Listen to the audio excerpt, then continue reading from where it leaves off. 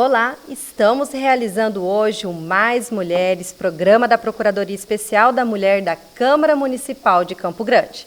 Vamos debater com nossos convidados as regras legais de garantia de participação da mulher na política. Aqui comigo a nossa Procuradora da Mulher, vereadora Luísa Ribeiro, e para o programa de hoje contamos com a presença da juíza, doutora Sandra Regina Artioli, que é diretora da Escola Judiciária Eleitoral.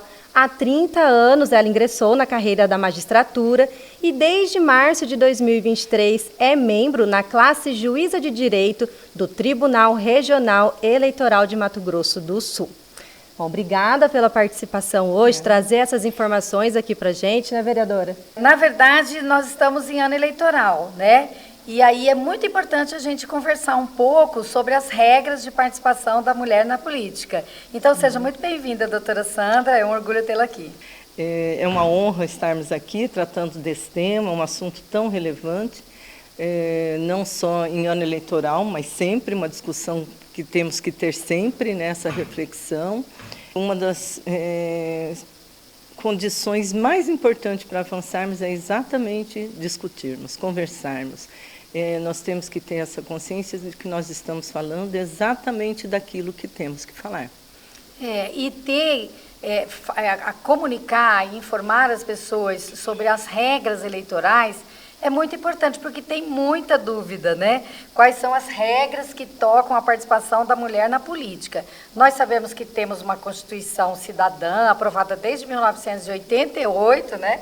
É uma Constituição já que a gente já está convivendo há bastante tempo, e em função das regras constitucionais que vieram com essa Constituição, nós também tivemos aprovação de leis que favorecem a participação da mulher na política, nos processos eleitorais.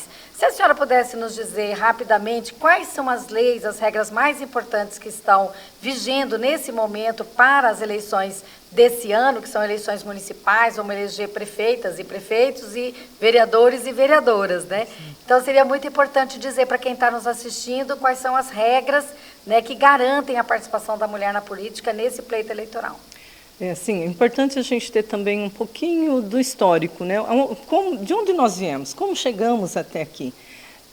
Como você disse, a Constituição de 88 foi um marco histórico importantíssimo em todos os sentidos, né? Não só nesse aspecto, mas nós tivemos um marco importantíssimo também, histórico, da paridade de gênero, né? Dessa igualdade de gênero no país, que foi a instituição do voto feminino, que foi em 1932, agora em fevereiro completamos 90 anos, né? 92 anos desse marco, dessa instituição do voto, onde foi também que a primeira vez a mulher pôde ser candidata à prefeitura, às prefeitas, as primeiras prefeitas naquele ano, né? Então, além de trazer esse direito ao voto, trouxe também o direito de ser candidata. Então, é um marco importantíssimo.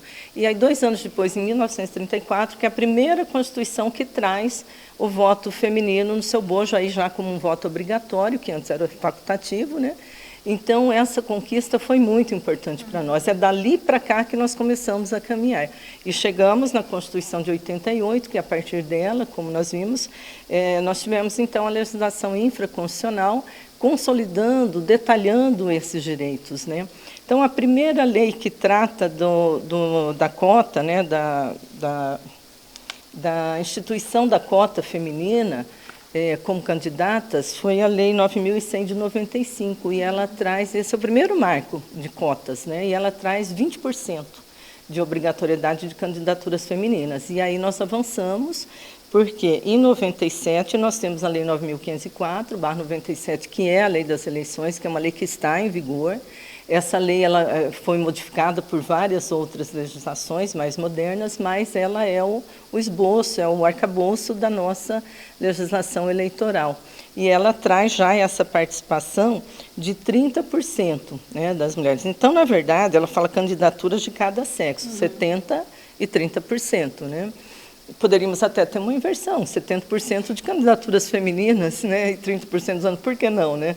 Numa interpretação, vamos dizer assim, mais elástica da lei, né? Além dessa lei de cotas, que reserva parte, né, das candidaturas para as mulheres, a gente tem também legislação que reserva recursos públicos eleitorais para as candidaturas e também recursos partidários para ajudar a incentivar candidaturas de mulher. Como é que são essas regras? Uma emenda constitucional muito importante foi a emenda 111 de 2021. Ela traz uma ação afirmativa muito importante porque ela conta em dobro os votos dados às mulheres, às candidatas mulheres e negros, né, para fins de divisão dos fundos políticos, dos partidos políticos, né, e do FEFEC, que é o Fundo Especial de Financiamento de Campanha. Então, nós temos o fundo partidário, que é para os partidos, e o FEFEC, que é o Fundo Especial de Financiamento de Campanha. Então, desses fundos, 5% é destinado a essas candidaturas, para promover as candidaturas, né, e promover também essa participação feminina, promover ações políticas públicas que incentivem essa participação feminina. Então, isso incentiva também os partidos, as coligações, a efetivamente trazerem as mulheres para os seus quadros, né, para disputarem as eleições e as candidaturas negras também. Então, uma ação afirmativa de gênero e raça muito importante, porque essa distribuição do fundo incentiva os partidos e as coligações a trazerem candidaturas efetivamente competitivas para compor os seus quadros, né? Historicamente, a gente veio melhorando. Como que a senhora avalia? A senhora trata definitivamente assim de observar as leis eleitorais. A gente tem avançado na formulação legislativa em favor das mulheres? Sim, o avanço é muito grande. Às vezes a gente olhando pela pouca representatividade que ainda temos das mulheres, né, na política, mas se a gente analisar a legislação que nós temos, que viemos construindo ao longo desses anos, né, nós vemos que já houve um avanço significativo. A emenda constitucional número 117 de 2022 também, que determina o repasse de 30% do Fundo Especial de Financiamento de Campanha para as candidaturas femininas, né? E também institui essa reserva de fundos, né, de valores, e também as cotas de participação de 30% das mulheres, que nós já temos na legislação. Então, nós temos hoje um arcabouço constitucional significativo, protetivo, né, com relação às mulheres e às candidaturas negras também. Então, nós temos avançado, mas nós vemos que ainda falta um longo caminho a ser percorrido, né? No site do TSE, o TSE tem um portal, TSE Mulheres. Ali é importante as mulheres que têm interesse na participação política pesquisarem, conhecerem o site do TSE, principalmente o portal Mulheres, onde traz informações muito relevantes para as candidaturas femininas, dados estatísticos bem atualizados, orientações, decisões recentes do TSE a respeito do tema. Então, é um portal assim bastante interessante, porque o TSE tem também hoje como prioridade essa questão, né, da paridade de gênero na política. E lá tem uma pesquisa até que mostra que de 156 países pesquisados, com relação à paridade de gênero, falando aqui na paridade político-partidária com representatividade no Congresso, da forma como estamos caminhando, nesse ritmo que estamos caminhando, nós levaríamos 146 anos para chegar à paridade. Então, nós precisamos de ações afirmativas urgentes e realmente efetivas para que nós possamos diminuir muito esse tempo, né? Doutora, esse tema realmente, como você citou, é uma prioridade cada vez mais, né, maior da justiça eleitoral. Inclusive, essas regras que você estava citando, o partido também tem a obrigatoriedade de cumpri-las. Caso o partido, né, acaba descumprindo alguma regra, o que acontece? Existe uma obrigatoriedade, evidentemente, no cumprimento dessas regras, né? Isso está lá na legislação e tem que ser cumprido. E o Ministério Público Estadual, o Ministério Público Eleitoral e a Justiça Eleitoral têm diligenciado bastante na fiscalização, né, dessa aplicação da legislação.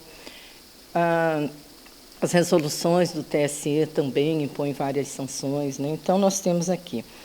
Se não cumprir o percentual mínimo estabelecido para cotas, vamos falar só nesse aspecto específico do percentual mínimo, né? É evidente que cada legislação e cada aspecto da eleição tem as suas sanções, né, legais, mas nesse aspecto específico do cumprimento das cotas femininas, então isso aqui nós temos como, primeiro, a impugnação das candidaturas. Os candidatos do sexo masculino que excederem o limite estabelecido na cota de gênero podem ter suas candidaturas impugnadas e não concorrerem ao pleito, né? O partido tem que, então, substituir pelas candidatas mulheres, aí, desde que haja tempo ainda também na legislação eleitoral para fazer essa substituição. Existe uma perda de tempo da propaganda eleitoral gratuita também, se não cumprir essa cota. As multas previstas na legislação eleitoral, que também existe para vários outros tipos de descumprimento, mas elas podem ser aplicadas também, e os tribunais têm aplicado essas multas. A responsabilização dos dirigentes partidários, aqui também uma questão importante, né? Porque essa distribuição dos fundos, ela fica a critério do partido, dos dirigentes partidários, né? A legislação trata lá de um mínimo, de percentuais, mas como é que isso vai ser depende da orientação dos dirigentes partidários, né? Então, eles podem ser responsabilizados se negligenciar essas obrigações que são estabelecidas na legislação com relação à cota, sujeitos a sanções administrativas e judiciais também. E também a perda de benefícios partidários, que são esses repasses aí do fundo partidário e do Fundo Especial de Financiamento de Campanha, né, que pode haver também essa perda de arrecadação aí. Então, o que é o objetivo? Garantir efetivamente uma representação mais equitativa de gênero, né? Agora, eu até falando nessa questão, né, da livre distribuição, ou uma questão de conveniência dos dirigentes, dos partidos, né? Enfim. Então, seria o caso de refletirmos de uma ação afirmativa de paridade de gênero na direção dos partidos, né? Na direção dos órgãos partidários, talvez não seria um avanço significativo, precisamos pelo menos começar a refletir sobre isso. A gente vai entrar agora no tema sobre as candidaturas laranjas, né, vereadora?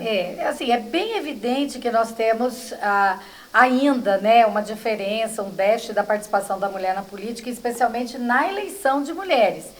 No Brasil inteiro nós temos mais ou menos 18% de representação de mulheres no Congresso Nacional, mas nas câmaras municipais, por exemplo, a gente tem, às vezes, representações bem menores. Então, aqui em Campo Grande, por exemplo, eu não sei se todo mundo que está assistindo sabe, mas eu sou a única vereadora entre 29 outros vereadores. Então, assim, é uma representação bem menor, né, do que essa margem nacional que a gente tem de 18%, que já é pequena, né? Então, além de toda essa segurança legislativa que a gente tem e tal, aparece muita fraude? Tem candidatura laranja? Enfim, como é que é essa realidade? Essa questão da subrepresentatividade que você falou, né, realmente existe. No Brasil nós temos dados que comprovam, né, dados numéricos que comprovam isso. E é um dado assim, que chama mais atenção ainda pelo fato de que nós somos 53% das pessoas aptas a votar, né? Então, esse é um outro dado estatístico que deveria levar a uma representatividade maior, né?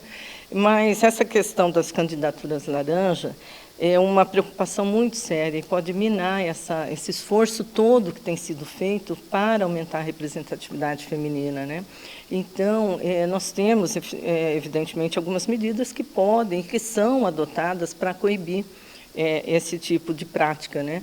Então, a fiscalização e investigação que os tribunais eleitorais e o Ministério Público Eleitoral têm acentuado, têm investigado, têm punido, levando até mesmo a cassação de candidaturas, né?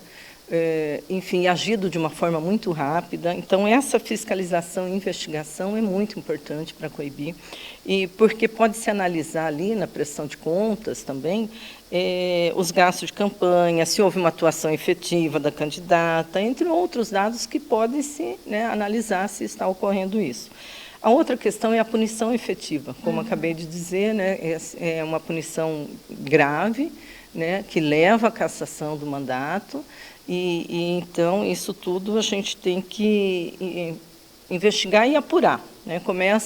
Nós temos essas duas vertentes aí que têm que ser efetivadas. E, efetivamente, tem sido feito pela nossa justiça eleitoral, né? Uma outra questão, aí nós temos que ver o outro lado, né? A outra ponta desse sistema todo, né? É a questão da transparência nos critérios de seleção de candidatos pelos próprios órgãos partidários, né? Então, eles devem ser incentivados a criar critérios transparentes e objetivos para a seleção de seus candidatos, incluindo as mulheres. Isso pode ajudar a evitar situações em que os candidatos são incluídos apenas para cumprir a cota, né? Mas sem uma representatividade realmente, sem chance real de competir nas eleições, né? O fortalecimento das instâncias internas de controle dos partidos, também os próprios partidos políticos, eles devem fortalecer suas instâncias internas de controle e transparência para evitar essa prática, né? Isso pode envolver a implementação de mecanismos de prestação de contas e a promoção de uma cultura interna que valorize a ética e a integridade, né, das chapas, das candidaturas. Uma outra questão também muito importante é a questão da conscientização e mobilização da sociedade civil nesse aspecto, né? Então, a sociedade civil ela pode desempenhar um papel muito importante na denúncia desses casos suspeitos, mas isso passa por essa conscientização, né, que vem através das informações, né, informações claras, objetivas, corretas, em todas as maneiras, em todas as mídias que pudermos, né? E também ela requer uma abordagem bem abrangente que envolve todas essas medidas, sabe? As do partido, as ações partidárias, da Justiça, do Ministério Público e da própria sociedade civil como um todo. Doutor, inclusive, o fim das coligações trouxe algum benefício nesse sentido da questão da candidatura feminina? Sim, trouxe porque agora os partidos não vão mais poder contar, né, com outros partidos, vamos dizer assim, com os outros partidos envolvidos na coligação para atingir a cota. Cada partido individualmente vai ter que ter a sua cota, né? Então, isso fortalece internamente os partidos, eles vão ter que se fortalecer internamente, né, porque não há mais agora a coligação, e se fortalecendo eles vão ter que, por toda essa questão que nós falamos, dos repasses, de fundos e tal, não só por isso, mas eles até mesmo para que nós tenhamos uma democracia representativa, plural, né, realmente inclusiva, por todos esses aspectos, e agora não contando mais com o guarda-chuva, vamos dizer assim, da coligação, os partidos internamente vão ter que se fortalecer e indicar candidaturas femininas aptas, competitivas, e investir maciçamente, de todas as maneiras que a lei permite, nessas candidaturas. Isso vai até nessa questão da candidatura laranja, né, dessa fraude, porque a coligação acabava reduzindo a chance da participação feminina efetiva, né? Facilitando a fraude, né? Isso. Mas a gente tem muito que avançar na cultura da sociedade, como a senhora apontou, né? É preciso fazer informações como essa, como o programa está trazendo aqui, através da palavra de uma juíza, do TRE, enfim, aqui do Mato Grosso do Sul, para alertar sobre o conjunto de leis que protegem a participação da mulher na política e as consequências do seu descumprimento, que, inclusive, a senhora falou que vai até a cassação e os tribunais têm decidido nesse sentido. Então, é muito importante dizer, nós temos esse instrumento. Mas é preciso melhorar a cultura também da sociedade, né? Enxergar que a gente tem uma sociedade majoritariamente de mulheres, né? Como a senhora disse, 53% da população brasileira é constituída de mulheres, e a gente tem apenas 18% das mulheres nos cargos de representação política. Então, há um déficit na nossa democracia que é preciso ser corrigido com a percepção da sociedade que essa sociedade ainda está desigual no que se refere à representação política. E a gente também tem agora uma legislação bastante interessante que coíbe, né, afasta aqueles atos que a gente chama violência política de gênero, né? Primeiro, quando a gente diz tem violência política de gênero, a pessoa diz, mas o que é isso, né?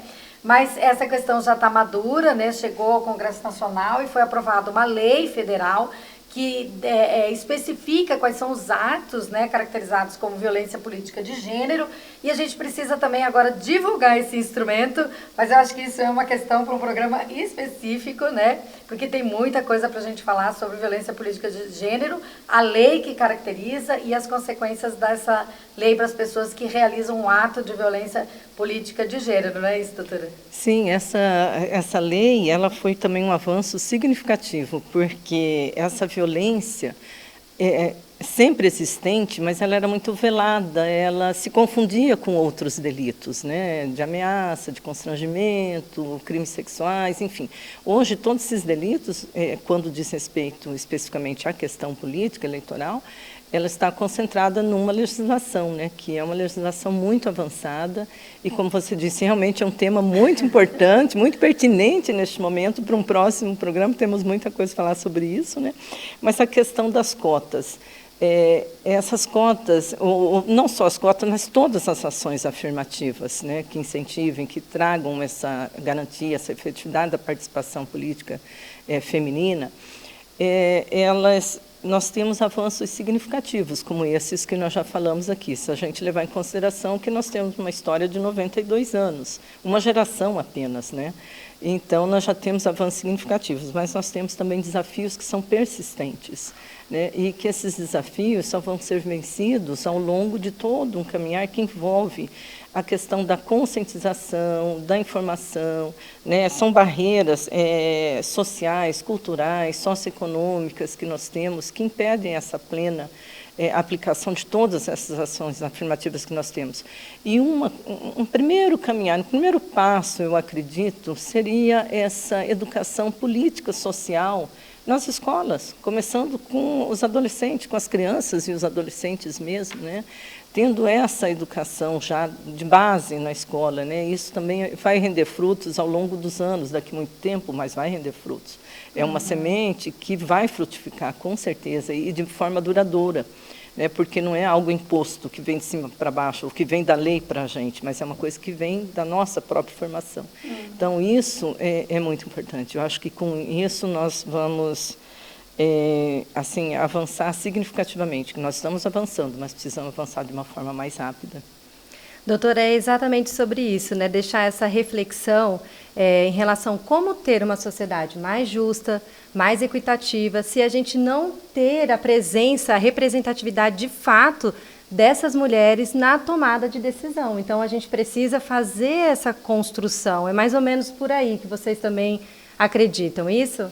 É isso aí, mas a informação é o primeiro passo, né? Seja no âmbito da escola, seja por um programa como esse, né? A Voz da Mulher precisa estar refletindo todo esse conjunto de ações que a legislação tem tomado e tal, para que a gente avance efetivamente. Essa pluralidade, né, de visões, de decisões, de visão de mundo lá nas nossas casas legislativas, no Executivo, que nós temos também no Judiciário, tivemos uma ação afirmativa importantíssima pelo CNJ com relação à paridade de gênero nos tribunais de segundo grau, né? Então, nós estamos avançando, mas essa questão da educação, a conscientização, o conhecimento é tudo, o conhecimento é muito importante, né? Porque nos leva a ações positivas, que refletem para a sociedade como um todo, né? Então, você veja bem que as mulheres, a partir do momento que elas começaram a preencher as casas legislativas, nós tivemos muita legislação voltada para a criança e adolescente, para as mulheres, para os negros, todo é um outro olhar. É um outro olhar, exatamente. Né, que nós precisamos. A gente precisa ter a voz da mulher para representar até mesmo políticas para nós. Por exemplo, a gente tem a política de combate à violência contra a mulher. Mas será que sem a mulher naquele espaço não seria diferente? Talvez se nós tivéssemos mais mulheres, essas leis não estariam com maior efetividade dentro da nossa sociedade, até nessa questão da camada estrutural mesmo, essa construção da conscientização de nós mulheres, né?